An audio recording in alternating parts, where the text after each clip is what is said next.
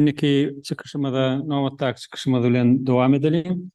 Bizim inneki çıkışımız Türkmenistan'dan tanimal başlarından kompozitör, sunudi şairlerinden Adat Şeş. Adat Şeş Türkmenistan'ın Türkmen Devlet Transport Institutu'nun sahasılık bölümünü utoran. Şu an Seattle Music Akademide, Seattle'da berde Washington ştatında, Seattle şehrine Müzik Akademiyasında okunuyu devam ediyor. Öyle Türkmenistan'na Türkmen Maşıdaki Medeniyet Merkezi'ne baş instrumentalist olup işlen 2009'dan 10 geçenli 2018'de lead vokalist, baş vokalist olup orkestra Türkmen Transport Institutu'nun orkestrasında işlen. Onun daşarım Birleşen Milletler'in ilçesi, Goodwill Ambassador, hoş niyet ilçesi bolon 2019 ile 2020 arasında böyle türlü yerlerde referelik eden, hakimlik eden muzika aydın saatleri hilini bağlamak için Nurhal Mehmedov piyano yarışının laureatı, halkara yarışının laureatı.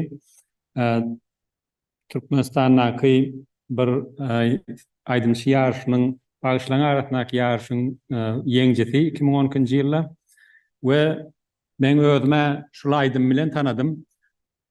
Arabın gıydı aydımı, öz oyuncu tesvirlen aydımı, Orta Asya'da 4 ayın birinci en yukarı aydımı saylanıptır ve streaming platformalarına da en yukarı en köp dinlenen aydım boluptur. Bugünkü adadın bir de çıkış edecek teması Origins of the Musical Ethnic Spiral. Edil özüme temasına düşünmedim. Yani adat gelip de temasını düşünürür, menem düşünürüm deyip umid ediyen Türkmenistan'ın sunudi şairi, kompozitörü Adat Şeş. Assalamu alaikum. Benim adım Adat Şeş. Hemen de hoş gördük. Geleniz için katı bedendir yer. Amerika illerine şeytirip, öz ildeşlemede bir yerde toplananını görmek, şuları alıp, ulu derecede merapriyaçıları alıp geçenlikler için esasen bizim Türkmen halkımızın içinde ki ılım bilen bağlı adamlar bilen tanışmak katı boyutandırıcı. Lişnevedim için. Aysak. Bugünkü simpozyumumuzda ağlak keşek temam esası yine bana aytışıyalık özüm düşündüreyim de ayt keşek temamı Origins of Musical Ethnic Spiral. Spiral. Spiral hemen biliyoruz. DNK'da iki tane datan qabat образовать etken bir konstruksiya. То же самое культура. Hemçin men именно спираль deyilen tezah berdi ulanın.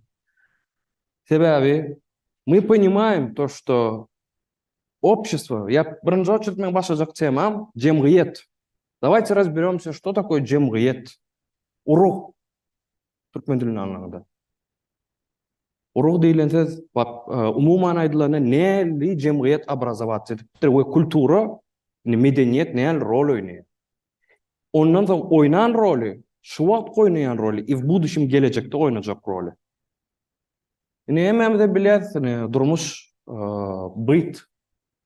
Yani her kim özünün işi aladası, особенно biz bıyt, Türkmen American Scientist Association bolantan, bizimkilerin tarafından aytacak bolyanı, medeniyet, kultura. Hemen de öfkeliptir, şu küçteptiğimizi biliyoruz, aydın saatlarımızı biliyoruz, öz medeni kımmatlıklarımızı biliyoruz. Halımız. Ben aytacak bolyanım, cemiyette esası kulturan oynayan rolü, men 17 yıl muzikanın içinde, köp adamlar bilen işleşen, umman aydılarına halkın adamsı. Yana ağamın aytık belak geçişiyalığım UN'da 2019 yılda Посол Доброй Воли değil ya da umuman şol tarafından sayılanlık sebebi bolemin sosyologический tarafıma, то есть sosyum bilen işleşmek, adamların reaksiyası, faktör людей, на реагирование и взаимоотношения между собой. Kulturaň oynayan roli. Agdyberlik. Şonu goşup geçesim geldi. Indi al eyleň, indi men predelna arasy aýdyp geçesim geldi. Umuman biziň gündelik ýaşaýan ýönekli zatlardan, indi has uly terminler bilen aýtman. Şuň iňmäkisi, şuň bizde türkmen aýt. Где я буду выступать?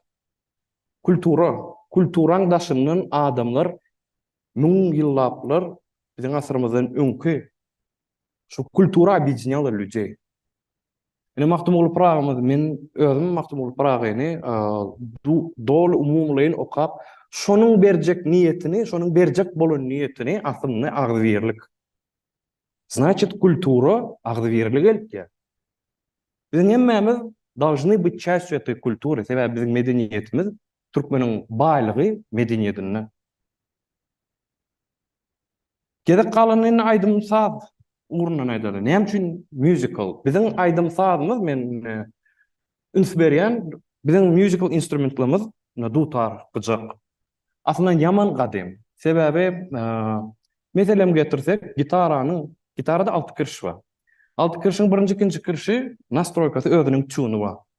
Indi gitara предположительно biziň asrymyzdan öňki 2000-nji ýyllarda примерно döredilen instrument. Ýöne na samym деле alınanda dutaryň настройкасы, kirşleriniň настройкасы bilen gitaraň kirşleriniň настройкасы birinji, ikinji kirşiniň gabat gelýär. Şo bir özümiň edilen researchymyň içinde aslında dutardan alınıp bilmegi mümkin, gaty mümkin ahmal bolup çykypdy. Indi has toçuşnyň gramatny tarapdan alınanda, muzikalny gramataň içinden alınanda köp aýdymlaryň guruluşy dutaryň, gyjagyň içindäki bar elementler Bach'ın произведениýasyna, Mozart'ın произведениýasyna men kän duş gelýär. Indi biz Bach'y tak biziň dilimizde aýtsak, nähili депрессивная классическая музыка diýelim. Mesela, birazcık mrak var, birazcık tma var sazlarynyň içinde. Şonun imini guruluşy, Bach'ın ýadan sazlarynyň guruluşynyň içindäki şo darkness vibe bolanlygy esasan da türkmeniň instrumentlarynyň içindäki perihodlar bilen ýaman jebis gabat gelýär. Ören ýakyn durýar. Şol da men где-то bir 7-8 ýyl mundan üns berdim. Şoň esasynda da öňkü bolup geçen zatlar aýtýan men. Öňkü biziň kulturamyzyň, aýdym sazymyzyň guruluşy. Indi şu wagt bilen alaýly. Men gaty confused. Şu wagt данный момент Cheap Entertainment bilen я хочу это открыто говорить. Şu wagt zaman biziňkiler nähili ýaman razmyta kän auditoriýa ýygnajak bolup, kän слушатель ýygnajak bolup, oň üstünden hem gazanç etmeň niýeti bilen birazcık razmываться edildi. То есть этника ýitip başlady.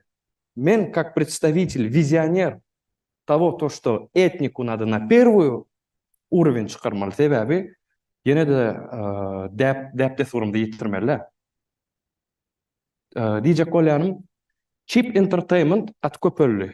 Biziňkileň arasynda her kim hawa urunýa, ýöne men esasy missiýam, men ýöne ambasador bolup işleýän wagtymda da leksiýalar bilen çykyş edemde türkmeniň medeniýetini, etnikasyny bolşa üns beriň diýip. Ýöne soňky 1 ýylyň dowamyna, bukvalny даже 1 ýylamda 8-9 aýyň dowamyna men Amerika gelenimden bäri üns berdim. Ýuwaş-ýuwaşykdan social mediadan abarod alyp başlady. Biz hallary, reelslarda köp görüp başladyk. Her ýyl medeni elementli videolar has köp görüp başladyk. Это şu wagtky statistika. Şu wagt men özüm analiz etdim. Social media. Social media gaty güýçli zat. Очень ören güýçli. Sebäbi через social media target определённый auditoriýalara target edip özüniň informasiýasyny berip bilýär. Goşatmam gelýär aslında tasa da men oňuny goýdum. Social mediada, Instagramda goýanymda adamlar soraýar, "A bu näme? Bu nire?" dedi. Indi esasda şedевр осведомлённость. Информация кän, но нужной информации, правильной информации мало. Men aýtjak bolýan adam gollamaly. надо быть вовлеченным на культурные мероприятия. Inni şolaryalyk internete, social media üstünden berýän medeniýeti, medeni gymmatlyklary berjek bolýan. Pust şol vizualny bolsun. Мы только начали. Bizim Türkmen Society, Türkmen Creativity Society ýaňy şo adımlara başlady. Hawa, na primeri Kazakistan. Ben Kazakistanyň entertainment industrisine öňden bäri internetke gelýän последние 5 лет Kazakistan dünýä derejesine çykdy. Kliplerini yurtalaryny ulanýarlar. Edil biziň garajaýmy diýerler, ýöne yurta. Şu wagt danly moment Каннский фестивале Kazak filmler birinji ýer alýar. Себеби они очень большое внимание уделяют культуре. Yaşlar. Hani hem için bizim yaşlarımız belli bir tak alınanı belli bir medyadan implement alınır. Hem için belli bir medyadan когда özümüzün kıvaka, öz depte sorulamaz vaka. Я как артист, menin niyetim Türkmenin devini на другой уровень çıkarmak. Не то, что мы раньше видели. Совсем по-другому. И я прекрасно понимаю то, что есть преграды. Мен штай gelmeğimin, çıkış etmeğimin sebebi вот эту мысль донести. Ой, деген yer şular мероприятиялар bolýanyny sebebi uly koldo. Мои слова могут услышать умные люди. А умные люди — это сила. Bizim öz обществomyzyň içinde silni adamlar yetiştirmeli. Ýöne bir ugry Fungot. Fungot adamy täsiri bardy, barym bolaram. Ne esasy mesele gelecekki entertainment. Biz kendimiz bilemdik adamlar girýärler, sagatlap oturýarlar TikTok'ta, Instagram'da. Большую часть информации люди воспринимают в социальные медиа. Люди старшего возраста как бы не хотят на это обращать внимание, они берут не всерьез. Но это очень большая, очень серьезная вещь. На данный момент молодежью управляет медиа, тренды. Так мы можем, значит, запустить тренд, медийные тренды. Почему бы нет? Yine men verdim, Dubai'da moda. O допустим, Arapların gözlerinin eşikleri şonu täze uruwuna çykarypdyrlar. Bärde inni Fungot okey, inni business tarapynma, marketing tarapynma. Şu wagt inni Dubai'da özleriniň milli eşiklerini, milli kulturny dostoyaniýalaryny täze uruwuna çykaryp, sosial mediany правильно ulanıp başardylar. Şu wagt Dubai'da примерно где-то 1000 olay sanyk gyz geliniň özleriniň eşikleri bar. Arap dini ve medeniýet eşikleri bar özleriniň. Şonu täze uruwuna çykarypdyrlar. И у них есть продажи. А продажи — это хорошо. Медианың esas maksady продать вам информацию, чтобы завтра вы пошли и купили это. Вы вроде бы мы не обращаем внимания на то, что мы покупаем, так сказать, но мы проникаемся этим. Öz taramdan goşakladım ene 20-nji ýylda Arabyn gyzyny aýdym çykaramda. Şu aýtýan zatlamy men özüme soru hükmüne berdim. Ne diýdim? Biziň hemmemiz zapadny kulturada, sen men özüm asliýetde rock gruppada oýnaýardym. Aýdym aýtýardy. Strange. But soňundan ýaşym goýulşdy, aklym koyuluştu. Anem için почему бы не сделать так, чтобы involve ederýarlyk jemgyýeti именно täze medeniligiň prisustuwy dessin. Türkmeniň öňki etnikasy, öňki sözleri, gadymy sözlerim prisustuwy dessin, но täze оболочкада. Ikinci beren soramam, смогу ли я это продать? Что в первом, что и во втором у меня получилось. Народ проникся. Оказывается, yetmeýän da adam şol köni. Yetmeýän da именно культурное достояние. Себеби уже на протяжении 20-30 лет biz belli bir medeniýet, belli bir entertainment'ın uğruna gözümizde uğraşıpdyr da. Gözümizde uğraşıpdyr, но почему бы sebebi Türkmenliğin içinde de очень талантly ýaşlar var. Katı талантly muzykantlar ama aktyorski sposobny çağalar ama ýaşlar, молодежь diýen. Men kendisi berýärdim olar ýalyklary. Но надо подать так, чтобы молодежь прониклась. Şondan sonra 2021-nji ýyl aýdymyň çykdy, Yapon Nişew Marça çykdy. Onadan başlan ne? Именно этническими клипламда да стараюсь этниканы бирачык кошуп болен. Алажа, иң соңку чыккан задымда, съемкамда, лайв перформансымда eşigem даже hatta özüm tüktüm. Medeni göllümüzi, alacalamızı ulanyp. Şo taýda niyet goý degme görsünler. Bizim türkmeniň şaýteplerini, göllerini, alajalary haly emme syomkamda haly ulanýar. Şo haly ýazylma ýer bolsa da ulanýar. Стараюсь. Вот это преподносить это поколение. Я вот хочу нести вот именно посыл того, то, что у нас богатая культура. Мы должны ценить свою культуру, а не просто вот nähilden aýdyp geçýärler, o türkmeniň haly bir ýerde görýärler, o buýsanýar öz aklymyzy gör. Ýöne has ulrak bir derejä çykarjak bolýar. Ol diýmegiň manysy bärde geçirilýän kulturny meropриятиýalarymyz bar. Meň pikirimçe iň gowy birinji şart şo mukawyetden. First step. Men özüm inglişçe daýdym, inglişçe daýdymlar eken, inglişçe ýazýarmyn. Ýöne больше стараюсь именно türkmeniň etnikasyny prepodать etjek bolýar. Ne şu gün akşama hemen garaşýar, nesip edenden. Ýene de türkmen aýdymlamazy bilen dowam ederiz. Nesip bolýar otaýda, akşamky merоприятиýamyzda.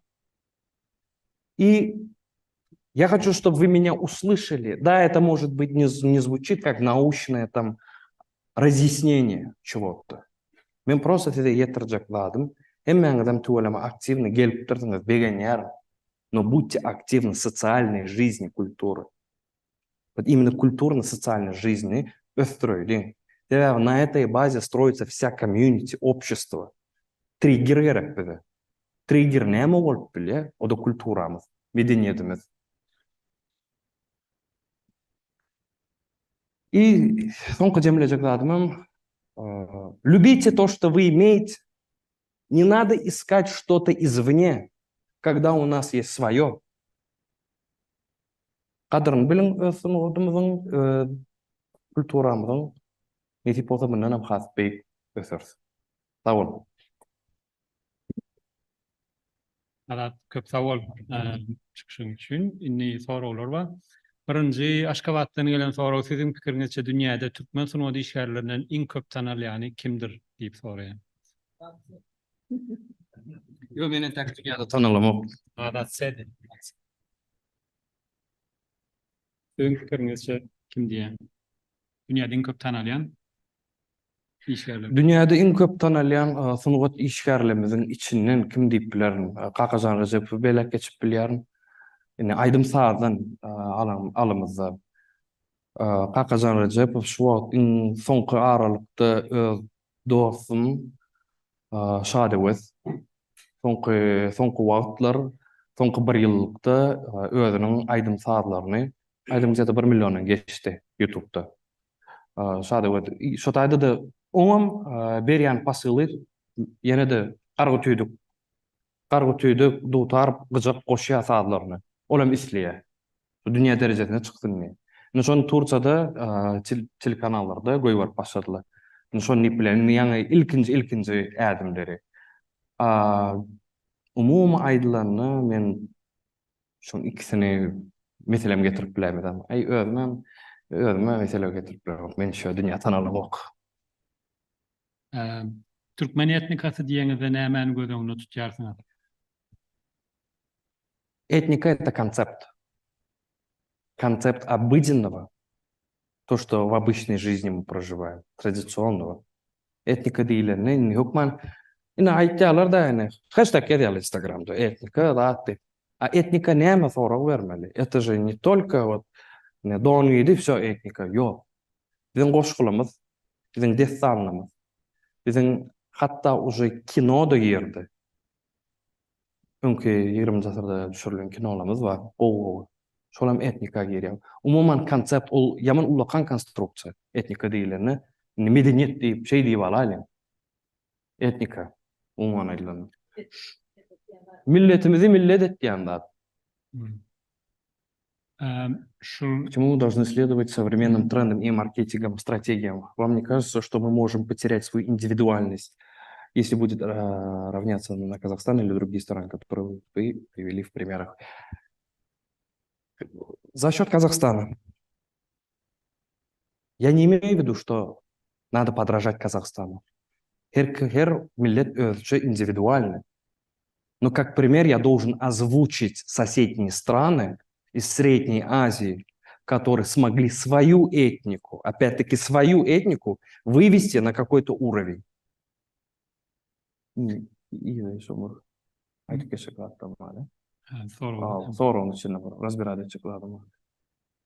Маркетинговая стратегия. И на маркетинговой стратегии без него мы не обойдемся. Без него даже пачку яблочного сока продать, вам нужна маркетинговая стратегия. Во всех аспектах жизни вам нужна стратегия. Начнем с этого. А маркетинг, мы уже должны думать о том, чтобы как подать так, чтобы людям было интересно со всего мира. И касаемо Казахстана, это был приведен пример именно с Центральной Азии, потому что мы тюркские страны, мы братский народ. Bizning kulturamız bilen olan kulturası mengdeşrek. Но diyecek bolamdadım, мы не должны уступать. Себеби bizimki has giyin, и bizim tarihimiz has ulu. Savol, ne üçün arabını deyip soraptır. Men Türkmenin gödöllerli bir soraptır. Men aydan onu Türkmen destanlarına geçen bir koşkuy. Şoň üçün görolunu içede. Men öz soragma dinni berde bir sorawa bolan. Bizim 80-nji ýyllarda ne destan grupasy bardy. Rock music edýär. Şo gitarany, elektro gitarda men Türkmen muzikasyna çakam. Şolar gelýärdi. Güneşdi soň destan bollardy. Şolar meselem görowly destany okandaky goşgulary gaty üýtgeşik tesvir bilen halka ýetirdiler. Meselem bäri gelse aýdymynyň sadyny nädip ýarypdyrlar diýip kiçikam nemet bilmän. Ýöne aňar kaýdymlaram destanlardan. Sen arabyň ýedi bilen çykdyň üýtgeşik. Şolar şo güneşden ýa destandan soň näme üçin şolar nädip emele geldi bun kän şoň ýaly üýtgeşik teswirler datlar gelen ok meselem rap insonky music kataplanýan bolsa ýa başga trendler bolsa näme üçin şolar edilen ok müşterisi ýokmy? Indi men soraňyzy düşündüm, gowy sorak, gaty gowy sorak. Ştadyň kän 3-4 sany jogap tapyp bolýar. Fake it till you make it. Вот мен стоит айтып кетейин, запомните это слово, почему.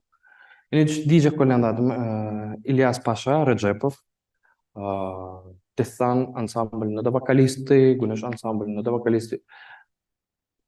Gowy dostum, halifam. Şondan soraýadym. Вот дöwründe siz отличались именно своей музыкой в среде Туркменистана. 1980-nji ýyllarda rock festivalinde birinji ýer aldy Güneş ansambly. Составыны Решат Шафи, Dünya belli барабанщик, 3-4 кыдык рекорд Гиннесса ýerde adam. Как они мне вот ответили, Ильяс Пашаң жогап берди, мы всегда хотели отличаться. И не надо бояться отличаться, тем более в современном мире. Или fake it till you make it, меня начинает. Все люди на этапе развития, перед тем, как создать что-то, мы копируем. Мы учимся технике, мы учимся тому, как себя вести, как одеваться на сцене, как именно преподать ту атмосферу, тот вайб идеален, да, современный делайтом, да. Вот у них отличалась музыка, образ отличался, потому что они были большими фанатами рок-н-ролла, рок-музыки 70-х, 80-х. Но они также, вот почему именно шуак и хип-хоп-то yok yani. Себеби все-таки в какой-то мере, наверное, ты должен быть музыкантом, чтобы воссоздать что-то новое. Шоны обработка этмек. Да, не безгорьят, белли бір примерларымыз бар. Мировые известные там исполнители, музыканты. Sen şu ne edesin gelýär? Täze Türkmeninkini şeýtirip sinhronizировать edesin gelýär. No, опять-таки, что täze musical skill'lar, muzikальная birazajyk подкованность проводник bolup durýar, täze zat döretmekde. Şu Güneş ansamblyna men şonu gurulaşamda olaň diýen реально diýen zatlary мы хотели быть похожи на своих кумиров. Но при этом мы не забывали о туркменском. Bizim öz medeniyetimizi, kulturamızı ýatdan çykarmajak bolýady. Biz generировать etdik diýip şo misaly getirdi. Indi men öz точка зрениямда menem aýdyp bilen, я всегда фанател от мировых, там, скажем, артистов, от определенной мировой музыки, скажем, там, поп-музыка, рок-музыка. И благодаря тому, то, что именно music skill'ым просто проводник болуп турду. Мен идеямы şu Türkmeninkini alıp generировать etmek. Şolar ýalygyrak примерно. Köp sag bol wagtymyz galmady. Soňky soraw Bayramdan sorasam, soň gytys jogap berseňiz. Indi mikrofon açın. Спасибо за выступление. Şoň ýaly ýagdaý bar. Berde köp Türkmen yerleşen Amerikada ýaşapýar. O çağalaram olup barýar, käwirlerin çağalary üniversitet saýlapýar meselem. Olaň dil ýa-da kultura umuman Amerikanlara mende şu an men göreden köplenç maşgala Türkmence düşünüşli çağlar bilen. Yani o çağların nemesi kulturası yam Türkmenistan'ın zadından belki %10 ayrılan. Mesela käwir bu taplar var diýeli Aşgabatda umuman kullanılan soňçlary bilen ok çağlar ýöne mesela post sovet kulturan bilen ok o at uruşun nemesinin hakda zat bilen ok olur. Şoňal kulturany oturtmak yani şoňal projekt nem bolýar. Bir sonra Kısaca jogap bereyim. Başlarsınız. Şu ikinci soruya geçmek. Men düňjük şolardan söwürdüm. Reali bärde doglan köp çağlar, bäriň kulturasyny alanlar, bäriň opşestwasyna ýaşan çağlar, even türkmen diline gurulaşmak biraz kyn gelýär. Уже не то, что о культуре. Скорее всего, наверное, вақтың geçmegi bilen onu bir vada etip bolmaýar, her zat belli bir wagt требовать etdi. Первый шаглар мы должны активно культурные мероприятия поддерживать. Благодаря этому Америкада ýaşaýan türkmenliň sany köpelýär, после чего уже gatnaşmaga ýene-de общество gedek gurrun galýada. Общество, социум näçe köpelse, şonça-da belli bir поток bolýar. Imенно flow. Çağlar şu flow'a girmeli. Men düşünýän üýlerini türkmençe gurulaýarlar, soň kolleje, ýa-da mekteplere git, ýa-da daşdy görükler, swersniklara, Amerikan dilli gurulaýarlar da, ingilis dilini gurulaýarlar taşýan. Diýjek bolýanym, почему şu çağlara kyn düşýär? Psixologическом плане kyn. O çağlar üýne türkmen kultura, daşyna da Amerikan kultura. Şu çağlara kyn düşýär, но нужно время, чтобы сделать общество, такое сказать. Такое общество, где из-за одной триггер керек-de. Скажем, dutar klas açmaly. Men Seattle başta gelemde men aýtdym şular ýaly, jylaýşy ýöne isleg bildirmediler. Men şular ýaly dutar klas açjak bolum, öz okuyan akademiýanyň içinde bir klasyň içinde şeýle çağalaňyz höwes bildirýän bolsa, ugradym. Goýberem, men dutar ugratjak çağalary. Ýitirmesin etnikasyny. Odzoflar, feedbacklar o diýerli bolmady, ýöne şo zady soňa waka внедрять edip bolar. Опять-таки, посредством культурных мероприятий näçe часто bolsa, şonça-da involve etip bolar. Sebäbi esasy zat trigger gerek. Любой zatda. Köp sag bol wagtymyz utardy. Özüňiz aýratyn soraýyň indi. Soraňyzy sebäbini Köp sag bol.